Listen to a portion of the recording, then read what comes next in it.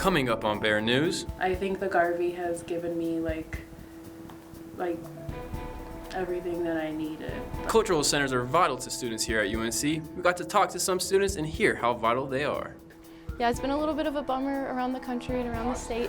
There have been, a lot of delays in opening. Limited snowfall in Greeley won't keep a business from closing. It's really just a day where we can all come together and celebrate each other for everything we've accomplished.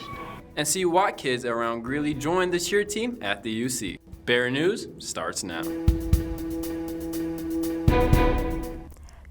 Good afternoon, Bears, and welcome to a great episode of Bear News. My name is Alicea Flores. And my name is Jaylen Lee. Now, whether you guys are just winding down after a long day, or just tuning in, we have it all here for you guys, so stories happening here on campus.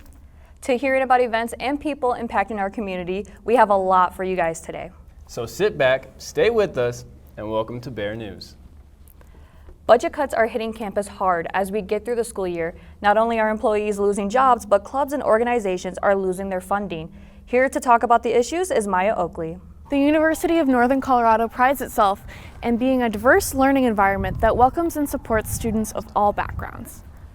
But that promise has been hard to keep because of the budget cuts we've had this year. One of the places hit hardest is here at the Marcus Garvey Cultural Center. Budget cuts and changes in staff have definitely changed the way things work around here, but it's still a fantastic resource for students to use. The budget cuts mostly caused some uncertainty for the Garvey. It was kind of concerning, especially for us cultural centers, because we didn't know how it would affect us going forward and how we help the students because of uncertainty about how budget would be allocated towards us. Mm-hmm. Despite everything, they have stayed strong and continue to offer amazing services that really stand out. Well, I'm a transfer student, so this is my first year here. I think the Garvey has given me everything that I needed, that I didn't have at my previous universities. The Garvey is a safe place for all students, but their impact goes beyond the walls of the house that they operate out of. Students often put on events, like the one they held last Friday. It was called Play It Back, a Black Nostalgia Kickback. It was one of the many events going on this month to celebrate Black History Month. They transformed a room in the University Center into a 90s-themed wonderland with food, music, and dancing.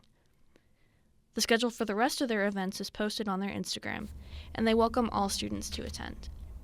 The Marcus Garvey Cultural Center says that even though there are budget cuts, their mission to support students and the community remains the same. They are encouraging students to stay connected, attend their upcoming events, and take advantage of resources still available on campus. Wow, well, you know what? It seems like during events, it seems like challenging times, creativity still has a chance to shine through. What do you mean by that? Well, have you heard of seen of any movies lately? Not recently, have you? No, actually, I did hear about a really cool movie that is being hosted by a current UNC student in theaters right now called Pipe Dream and is gaining all of the attention. Kress Cinema hosted a red carpet premiere for all UNC Bears and the Greeley community to see Carlito Hill's feature film, Pipe Dream. But what is Pipe Dream even about? It's to bring out the dreams that we have. I feel like for my generation, we kind of lost that spark as a kid, as we all had dreams as a kid, no matter what it was. We all had a big imagination. And this film is about bringing out that imagination and chasing the dream that you desire. Pipe Dream was a hit with a full theater. And on Wednesday, we will talk more about Pipe Dream and get to hear from their main actors. Well, this Saturday will be a concert taking place at the Moxie Theater here in Greeley. But this is not a normal concert. With a lineup of 9 performers, all of the proceeds of the night will be going to the Wells Food Bank. Artist Rhodey Aldrin, who is co-headlining the show, talked about the importance of showing your support. So every dollar provides 3 meals for residents that shop and get food at the World Food Bank. So donating food to the World Food Bank and donating them is just really important because there's a lot of people that face food insecurity in our community. Due to the Big Beautiful Bill, food assistance has been cut for millions. The program was cut by $187 billion. Now, tickets are starting at $20 for one person, while a table of 2 sits at $80 and a table of 4 sits at $160. The doors will open at 5 p.m. while the concert does not begin until 6:30 p.m. In the cold, it's hard to bring people together, but Freezy Days keeps the warmth. Bear News reporter Graham Taskerud followed the event and kept up with the community during the event. As cold weather moves in, community activities take a back seat, leading many to grow restless as they wait for the heat to return. One of Greeley's wintertime boredom cures is Freezy Days. Taking place in downtown Greeley this past weekend, the event offered fun activities for the whole family, including a petting zoo, ice sculpting, and wood carving. Aside from the animals and chainsaws, local businesses showcased their value to Greeley, with Freezy Days providing the spotlight. While vendors offered face painting, jewelry, and clothing, other businesses like the Rio Grande and Weldworks gave away limited time buy one, get one free deals, giving everyone who attended something to look forward to. Business owners, like jeweler Tina Beltran, rely on events like these to market themselves and to meet new customers. All of us vendors, we all we like to show what we make, and the community just comes out and looks at what we make, and it's awesome. Freezy Days provides space for small businesses like Beltran's, as well as larger entities such as Aloe Fiber. Aloe PR and events coordinator Ryan Roth sees Freezy Days as a way to bring the community together and celebrate what makes Greeley shine. Just gives you a reason to get outside today, enjoy the beautiful weather, and most importantly, support our small local businesses. The annual Freezy Days may be over, and residents will have to look elsewhere for entertainment in the cold weeks to come. But the community bond isn't going anywhere. Thank you, Graham. When you think of hitting the slopes, you probably assume you'll be sitting in the car for hours to drive up an ice-cold peak. But there is a small ski resort less than half an hour away from campus. At Hoedown Hill in Windsor, you can ski for just $45 a day on a hill designed for beginners, tubers, and terrain park junkies. This warm winter has been hard on the resort, though. Almost all the snow they have is man-made, but it's been too warm to get the machines going until recently. They were only able to let skiers and snowboarders on the snow 2 weekends ago. Yeah, it's been a little bit of a bummer around the country and around the state. There have been, a lot of delays in opening, which is a bit of a bummer, but it's okay. It's all weather dependent, but we're making the most of it and we're having a lot of fun. They even had a terrain park competition this past Saturday, hosted by the company Never Summer. Wow, that sounds fun, but on the topic of something not so fun, unemployment is hitting hard for college people as they have a much higher rate than older adults. For 18 to 19-year-olds, the rate is 14.4%, and for 20 to 24-year-olds, the rate is 8.2%. Now, this is drastically higher than it is for any other adults. Some college students say that this is due to unrealistic expectations. In our day and age, we're expected to have experience, but also expected to take an unexperienced pay. Or people aren't willing to hire us because we don't have the experience. Now, the budget cuts and layoffs have been something on everyone's mind, especially since a lot of our own budgets are getting tight. After the break, we'll start to look up.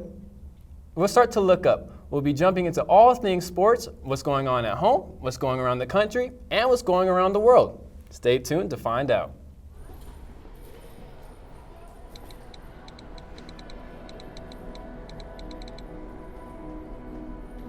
Some people judge a book by its cover, and if you're not what people are looking for, you're kind of like a reject.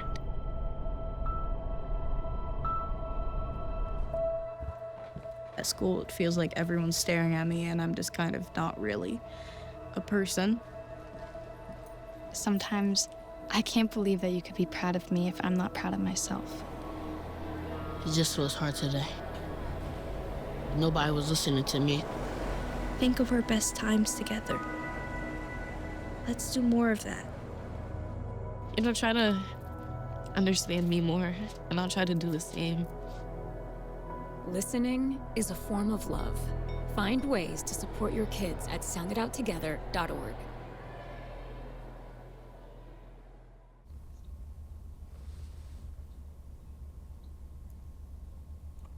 Over the weekend, UNC hosted their National Girls and Women in Sports Day. I got a chance to talk to some people attending the event and find out more about the impact it had on the community. Children grades K through 6 spend time at the University Center with their favorite athletes for free, but the event meant much more to some athletes than getting the time to play sports. So to me it means that like all the women come together and celebrate this day because women can do everything that everybody else can do, and I don't think they get as much recognition as they should. Children moved to 7 stations to experience softball, football, wrestling, soccer, volleyball, basketball, cheer, and dance. What you see is kids having fun, but it goes beyond that. So it's really just a day when we can all come together and celebrate each other for everything we've accomplished. UNC Athletics doesn't consider cheer and dance a sport, but both teams still showed up for the kids and the pride of being recognized. It really just makes our teams feel like we're out there and like people know who we are and they want us at this event. After the children reached the 7th station, they were able to get autographs from some of their favorite athletes as they were saying their goodbyes. But the fun didn't stop there. Following the event, the kids were able to attend the women's basketball game against Idaho State, where the Bears fell short 73-69. Despite the loss, children had the time of their life celebrating girls and women in sports. Nice. Well, moving over to some more powerful athletes, we're going to be moving from the world stage. Now, the 2026 Winter Olympics. The games are officially in motion in Milan Cortina d'Ampezzo, Italy, and is featuring nearly 3,000 athletes competing in events from speed skating all the way to alpine skating. And while the competition is in a whole different part of the world, there are still some ties connected to Colorado. This year we have sent 7 athletes to go compete, highlighting just how strong our winter culture is. The Winter Games is on now through February 22nd, so keep your eyes out for those Colorado athletes, and we can't wait to see USA on top. Now moving from the world stage to the biggest stage in American sports, the Super Bowl 60 took place last night, and if you're not a football fan, you probably thought it was the most boring game of the season. But if you know ball, then you know last night's matchup delivered a statement performance. Play clock at 5. Pass is intercepted at the goal line by Malcolm Butler. PTSD from a bad play almost 10 years ago fueled the Seattle Seahawks to come out and put on a defensive masterclass in a 29-13 victory against the New England Patriots. Super Bowl champions for the second time. The Seahawks defense completely controlled the game and were headhunted, proving that their defense named Dark Side by holding the Patriots scoreless in the first 3 quarters and forcing 2 big turnovers, swinging momentum their way, placing the Patriots in a deeper hole. However, defense wasn't the only factor in their dominant win. Seattle's running back Kenneth Walker III was named Super Bowl MVP after having more yards than the entire Patriots team had all night. And kicker Jason Myers set a Super Bowl record for 5 field goals. This is the Seahawks' 2nd Super Bowl title in team history and a big night for Seattle fans everywhere. And I promise you, Bronco fans, you would not have made the game any better. Well, with the season over, it's time to get back to the drawing board and pick up the film, and we'll see them again in September.